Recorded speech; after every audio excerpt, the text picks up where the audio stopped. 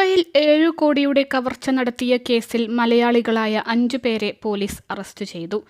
കണ്ണൻകുഴി സ്വദേശി മുല്ലശ്ശേരി കനകാംബരൻ, വെറ്റിലപ്പാറ വഞ്ചിക്കടവ് ക്ഷേത്രത്തിനു സമീപം ചിത്രക്കുന്നേൽ സതീശൻ, നോർത്ത് കൊന്നക്കുഴി സ്വദേശിയും വർഷങ്ങളായി പാലക്കാട് വടക്കാഞ്ചേരി കിഴക്കഞ്ചേരിയിൽ താമസിക്കുന്നയാളുമായ ഏരുവീട്ടിൽ ജിനു, വെറ്റിലപ്പാറ ചക്കന്തറ ക്ഷേത്രത്തിനു പിറകിൽ താമസിക്കുന്ന പുത്തനമ്പൂക്കൻ വീട്ടിൽ അജോ, പാലക്കാട് വടക്കാഞ്ചേരി കമ്മാന്തറ സ്വദേശി പ്രധാനി വീട്ടിൽ ഫൈസൽ എന്നിവരെയാണ് അറസ്റ്റ് ചെയ്തത്.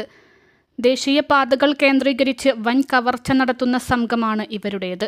മുംബൈയിൽ നിന്ന് 7 കോടി രൂപ കവർന്ന കേസിലാണ് സംഘം ഇപ്പോൾ അറസ്റ്റിലായത്. മുംബൈ പൽഗാർ CBCID പോലീസ് നൽകിയ സൂചന പ്രകാരം ചാലക്കുടി DYSP കെ സുമേഷിന്റെ നേതൃത്വത്തിലാണ് 5-അംഗ സംഘത്തിന്റെ അറസ്റ്റ്. ഗുജറാത്ത് സ്വദേശിയായ വ്യവസായിയുടെ 73 ലക്ഷം തട്ടിയെടുത്ത കേസിൽ നടത്തിയ അന്വേഷണത്തിലാണ് മലയാളി കവർച്ചാ സംഘം അറസ്റ്റിലാവുന്നത്. ജൂലൈ 10 പുലർച്ചെയാണ് ഗുജറാത്ത് രാജ്കോട്ട് സ്വദേശിയും വ്യവസായിയുമായ റഫീഖ് ഭായ് സെയ്ദ് മുംബൈയിലേക്കുള്ള യാത്രക്കിടെ കൊള്ളയടിക്കപ്പെട്ടത്.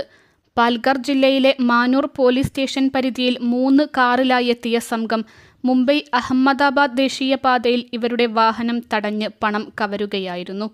ചില്ല് തകർത്ത ശേഷം യാത്രികരെ മർദ്ദിച്ച് പുറത്തിറക്കി കാർ തട്ടിക്കൊണ്ടുപോയി അതിലുണ്ടായിരുന്ന 73 ലക്ഷത്തിലധികം രൂപ തട്ടിയെടുത്ത ശേഷം വിക്രംഘട്ടിൽ ഉപേക്ഷിച്ചു.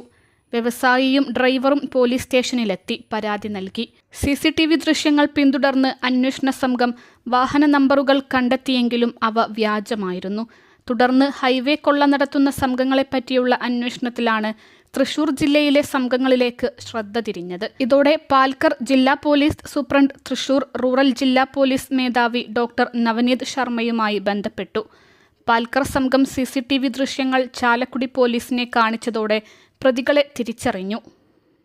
അൽസലാമ ഐ ഹോസ്പിറ്റൽ 21 ലക്ഷത്തോളം സന്തുഷ്ടരായ ഉപഭോക്താക്കളും 2 ലക്ഷത്തോളം തിമിര ശസ്ത്രക്രിയകളും പൂർത്തിയാക്കിയ മലബാറിലെ ഏക കണ്ണാശുപത്രി. ലോകോത്തര നിലവാരമുള്ള ചികിത്സാ സംവിധാനങ്ങൾ, എല്ലാ നേത്രരോഗ ചികിത്സാ സൗകര്യങ്ങളും വിദഗ്ധരായ ഡോക്ടർമാരുടെ മേൽനോട്ടത്തിൽ.